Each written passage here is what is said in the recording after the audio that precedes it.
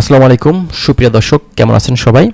আশা করছি অনেক ভালো আছেন। আজকের ভিডিওতে আমরা ওমানের বর্তমান এখন সর্বশেষ ভিসার আপডেট সম্পর্কে কিছু কথা আপনাদেরকে বলতে চাই। এর পাশাপাশি ওমানে ঢুকতে গেলে আপনাদের 2026 সালে কেমন সময় লাগতে পারে, ওমানের বর্তমান এখন যদি ঢোকার চিন্তা ভাবনা করেন তো এক্ষেত্রে ভিসা ওপেন করে দিলে খরচটা আপনাদের কী পরিমাণে লাগতে পারে, আজকে আমরা দুইটি বিষয় নিয়ে কথা বলবো। ভিসা পেতে গেলে আপনাদের কেমন সময় লাগবে এবং খরচ সম্পর্কে অবগত করার চেষ্টা করব।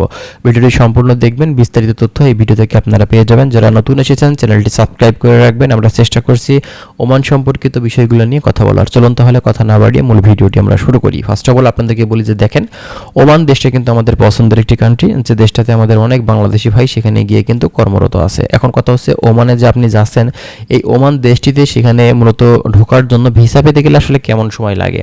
আসলে একটা জিনিস সেটা হচ্ছে ভিসা যদি ওপেন করে দেয়, ধরেন ভিসাটা এ মাসে ওপেন করে দিল, তো এক্ষেত্রে এর যে কার্যক্রমটা কাগজপত্র জমা দিবেন বা বাকি যে প্রসেসিং আছে সেগুলো করবেন, দেখা যাচ্ছে যে 1 থেকে 1.5 মাস সময় লাগবে আপনার ভিসাটা টোটাল প্রসেসিং হতে। এরপরে 2 মাসের ভিতরে আপনার ভিসাটা কিন্তু হয়ে যাবে।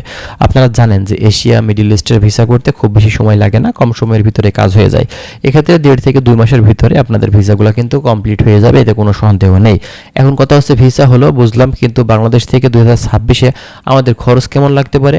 খরচ সম্পর্কে যদি কথা বলতে হয়, এক্ষেত্রে অবশ্যই বলতে হবে যে আমরা বিগত দিনগুলোতে ওমানে যারা গেছে তাদের দেখেছি যে অনেকেই 2 থেকে 3 লক্ষ টাকাতে গেছে, অনেকে 4 থেকে 5 লক্ষ টাকাতেও গেছে। এটা সম্পূর্ণটাই স্থানকাল পাত্রভেদে মূলত আপনার দালাল এজেন্টের উপরেই কিন্তু নির্ভর করবে। এখন কেউ দেখা যাচ্ছে আপনার কাছ থেকে 50,000 লাভ করে আপনার কাছে ফাইলটা নিছে, আবার কেউ দেখা যাচ্ছে 1 লক্ষ টাকা আপনার কাছ থেকে লাভ করে তারপরে ফাইলটা নিছে। এটা হচ্ছে মূলত সমস্যা, ঠিক আছে? এক একজন এক এক রকম রেট নিবে, এটাই কিন্তু স্বাভাবিক। তবে আমরা সাধারণভাবে বুঝে থাকি ওমান দেশটিতে আপনি যদি 2 থেকে 3 লক্ষ টাকার ভিতরে যান, এক্ষেত্রে আমার মনে হয় এটাই কিন্তু স্বাভাবিক রেট, বা এর বেশি দিয়ে যদি আপনি যান সেক্ষেত্রে কিন্তু আপনার ইনকাম এবং খরচের যে একটা তারতম্য সেটা কিন্তু থেকে যাবে, এবং সেখান থেকে আপনার ইনকামটা করে টাকাটা তুলতে বেশ ভালো সময় কিন্তু লেগে যাবে, বুঝতেই পারছেন।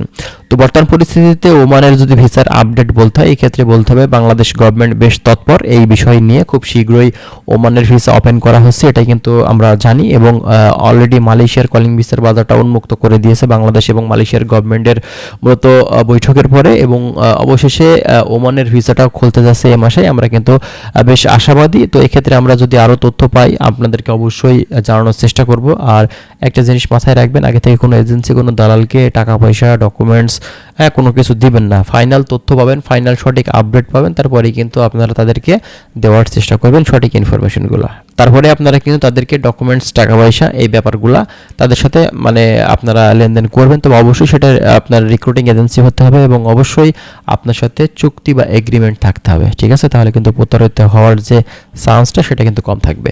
তো যাই হোক, আরও বিস্তারিত তথ্য আমরা আপনাদেরকে দেওয়ার চেষ্টা করব। তার জন্য অবশ্যই আপনারা আমাদের চ্যানেলের সঙ্গেই থাকবেন। আমরা চেষ্টা করছি বিভিন্ন বিষয় সম্পর্কে আপনাদের অবগত করার। ভালো থাকবেন, আল্লাহ হাফেজ।